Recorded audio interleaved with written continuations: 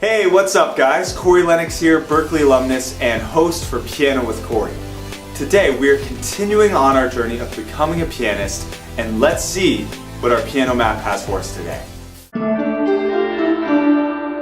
I'm talking about those scales! So today we're going to really cover everything you need to know about scales. Scales are so important, and actually part of this video is going to be talking about why they are so important. Why is every pianist obsessed with scales? We're going to get into that. We're also obviously going to cover how to make them, and I want you to stay till the end of the video because we're also going to do troubleshooting. I'm going to show you exactly where people go wrong playing and figuring out their scales. So stick around, that's all coming up. If you're new to the channel, make sure to hit subscribe for more awesome piano videos like this. Alright, let's jump into it. Let's talk about why scales even matter. Seriously, what is so great about them? Well, if you've seen my music theory crash course video, which by the way you can find in the description, you learned that music is only two elements. There's only two things we have to do. It's melody and it's chords. The reason scales are so important is because that's where we get our melodies. If you've ever heard Do, Re, Mi from A Sound of Music, or The Sound of Music, what am I saying guys? If you've ever heard Do a Deer from The Sound of Music, you know exactly how the scale can be transformed into real melodies. Every single song you've ever heard, unless it's some weird atonal piece, is in what's called a key. Okay, and a song being in a certain key means it's using a certain scale. So basically, if you have a scale, you have every available note for playing your song.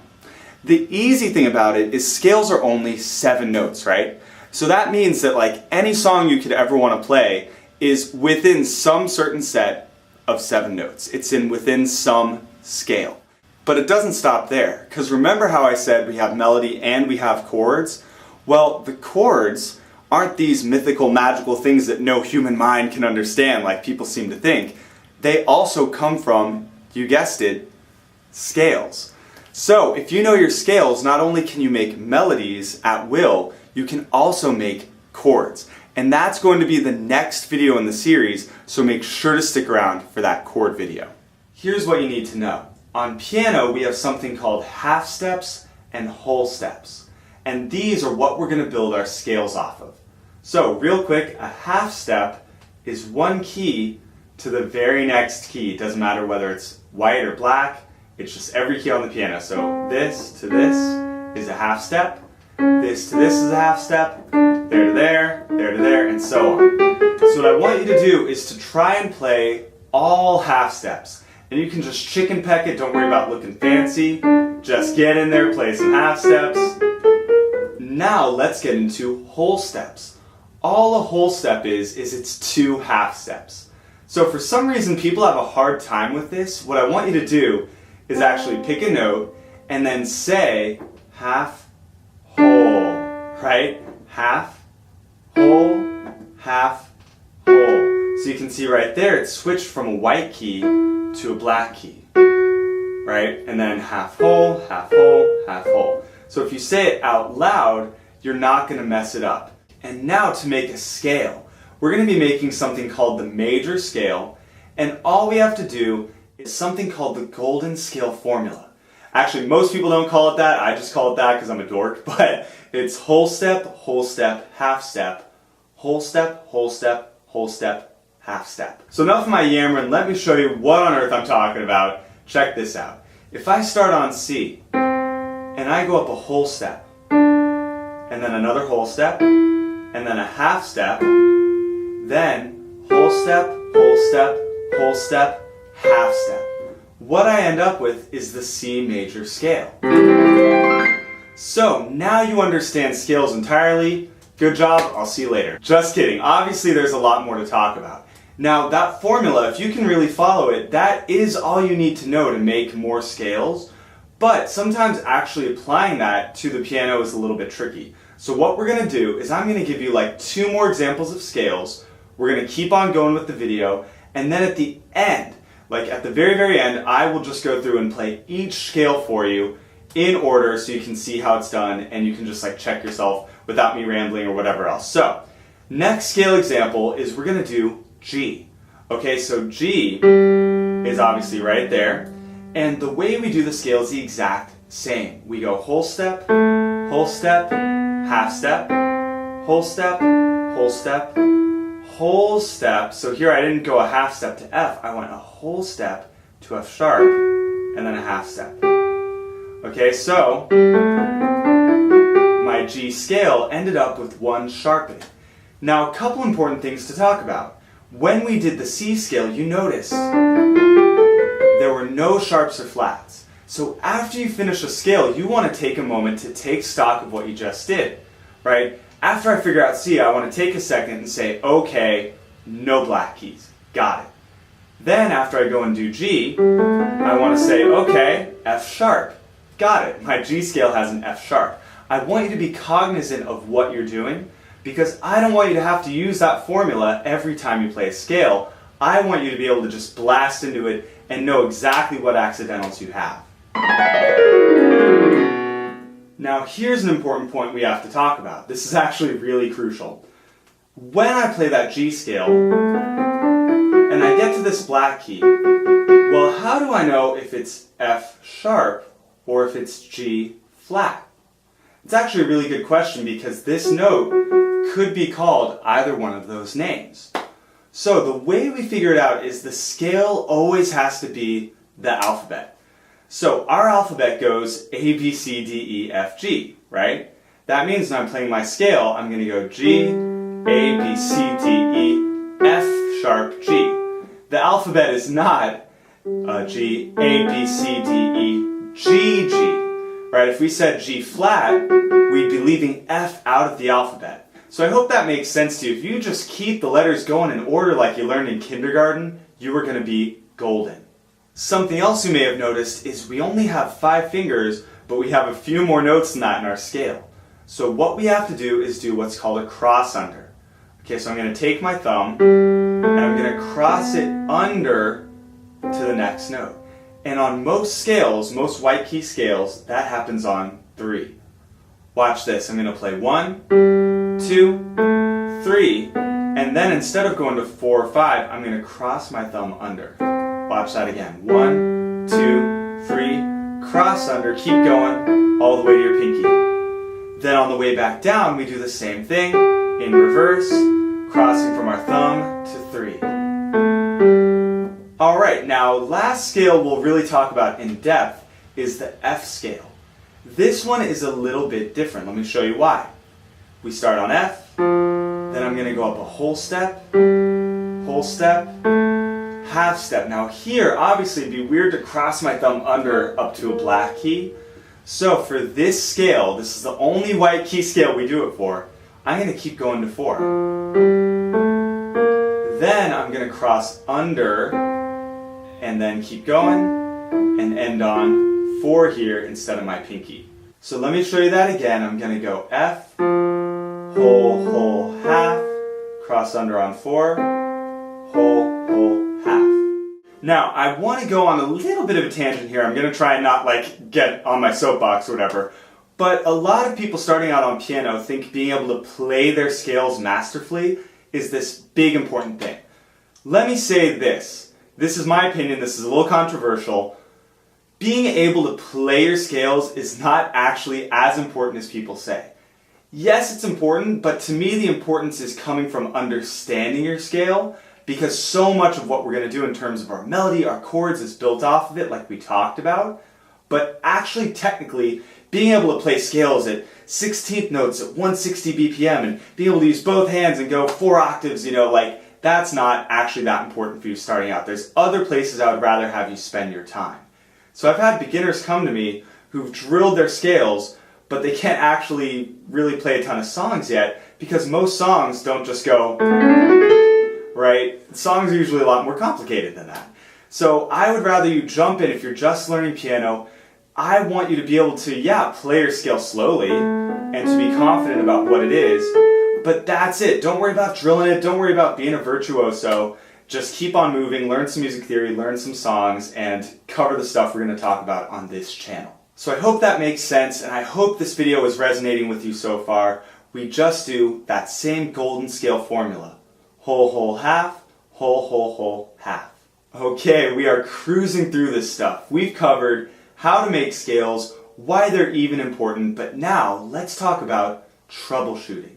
So there are a few things that I constantly see people get wrong when they're learning their scales, and I want to head it off at the pass and make sure you get this right the first time. First mistake I see is someone might go whole step, whole step. Now wait, there's already a mistake in there.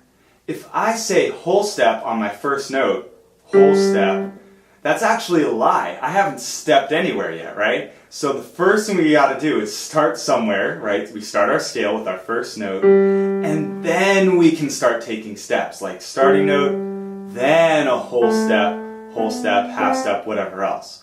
So don't say whole step on your first note, say it on your second note once you've actually stepped somewhere. The other biggest mistake I see is people just rush the formula. They don't even want to take the time to work out the whole steps and the half steps. They want to guess it.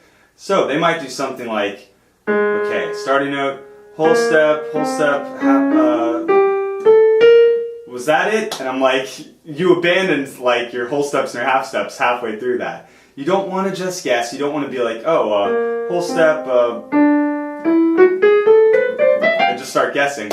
And I know that seems silly, but people do this all the time because we get impatient. And I get that, we want to know our scales, we want to know them now, man.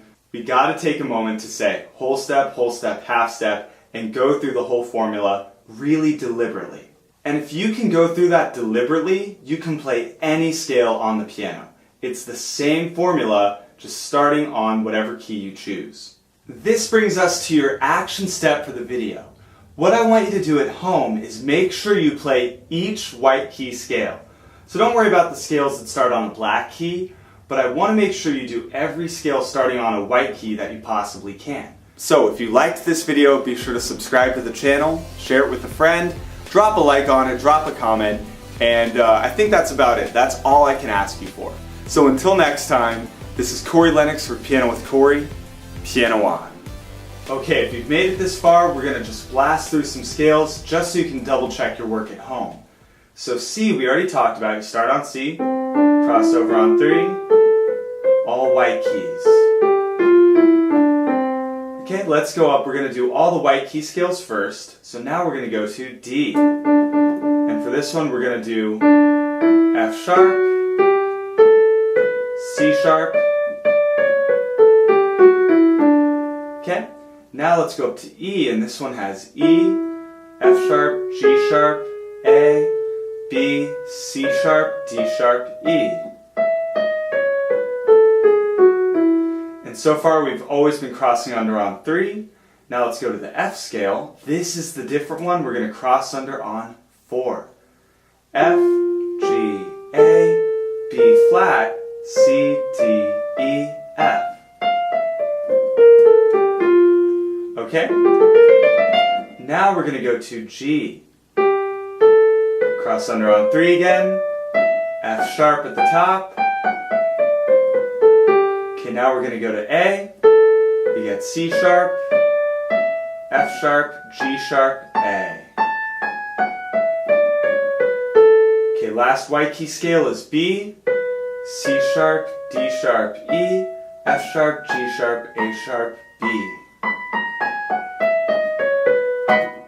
If you can do all your white key scales like that, you are going to be in amazing shape.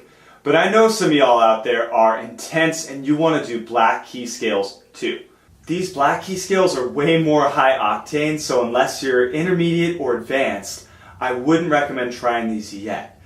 But if you're a little bit higher of a level of a pianist, you can definitely check these out with me. For these, it's a little tricky because you don't always start on your thumb. As a matter of fact, you never start on your thumb, you start on either 2, 3, or 4.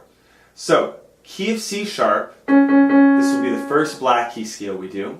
We start on our second finger, and we do 2, 3, cross under to F, cross under on C, and back on 2. Okay, so that was C sharp, D sharp, E sharp, F sharp, G sharp, A sharp, B sharp, C sharp. Every single note was sharp. And remember, because of our alphabet, we don't say C sharp, D sharp, F, even though that would be an F normally, we say C sharp, D sharp, E sharp, right? A, B, C, D, E. So this is one of those instances where we're going to call a white key a sharp, okay? Remember, sharps aren't always black keys, it just means we're going one higher. So C sharp, D sharp, E sharp, F sharp, G sharp, A sharp, B sharp, C sharp. Okay, let's keep going to the key of E flat. This one's much easier. E flat is our black key with our third finger. And then we're going to start on 3 but cross under to 1. You're going to notice we usually cross under on 3 like that. And then we go to 2 on G, A flat, B flat, cross under 4, C, D, E flat. Then we come back down to 4, end on 3. So let me show you that again.